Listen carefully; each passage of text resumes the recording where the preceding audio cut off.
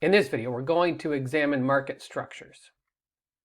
When we're allocating scarce resources, there is a spectrum for doing that. At one end, we could have government provision, and at the other end, there could be a market-based system of allocating goods and services that uses the price system. Now, an example, of course, would be providing public goods like national defense. That is something that could not really be done effectively by a market. Rather, goods and services such as hamburgers typically are allocated by markets. Now, in a market, you typically have multiple buyers and sellers, and they are trying to compete to sell their goods and services. They sell those to consumers, and presumably consumers are seeking value. They might want low price, or they might want high quality, or some other characteristics that they're seeking. That market will clear, the product will be sold, when the willingness to pay on behalf of the consumer meets the willingness to accept from the supplier. That's supply meeting demand, then you have a sale, the market clears at a given price. Now there are a couple different types of organizations for markets. There can be a competitive market. And in a competitive market, there will be multiple sellers. There's lots of different firms that are trying to compete for a person's business. They want the consumer to buy their good or service, and they want to offer them the best value they can. They might compete on price by trying to outdo their competitors, offering the lowest price possible, or they might charge a premium and compete on quality. They might be trying to offer a perceived quality differential in terms of their good or service. The key element here is consumer choice.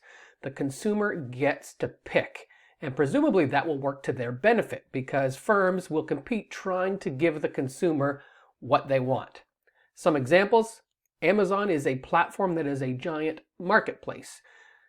Sellers can place their goods on Amazon. Amazon will act as the intermediary to connect them with consumers. eBay is another example, Kijiji, and even the things like, hamburgers, consumer goods. The market for hamburgers, for Junior Whoppers, for example, that happens in a competitive market where different fast food restaurants will try and compete for consumers' business. Now, another type of market structure has only one firm, and we call that a monopoly. Monopolies are characterized by having one provider. There is one single seller of a good or service. That seller can decide how much they want to sell. They can restrict output, which might drive up the price. They can also set the price. Since there's no competitors, they can charge what they want. They can produce the amount they want, and they can charge the price they want. Typically, there are barriers to entry as well. There are provisions that stop other firms from competing in this market. Now, this could be legal. There could be government prohibition upon entering the market, or it could be more structural. Firms could use their market power to stop other firms from entering the market. With a monopoly situation, there is no choice and no competition. So presumably that is not a good thing for the customer. Some examples: the LCBO in Ontario is a monopoly. They are the single provider of retail wine and spirits.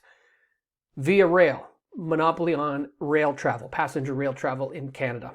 Now, there are some folks that would also argue that Amazon might be considered a monopoly. If you consider online retailing, they are such a large firm that they have almost monopoly power. I bring that up just to illustrate that it can be challenging. There's a bit of a gray area in trying to determine what is a monopoly and what isn't. It can depend on the firm characteristics and also the characteristics of the industry more generally. But to recap, just as a general definition, we could have two market structures: monopoly and competition. Those are the two that we're looking at in this video. Competition tends to benefit consumers. It gives them more choice and better value as firms compete on price. Monopolies, however, tend to work against customers because they provide fewer choices and higher prices.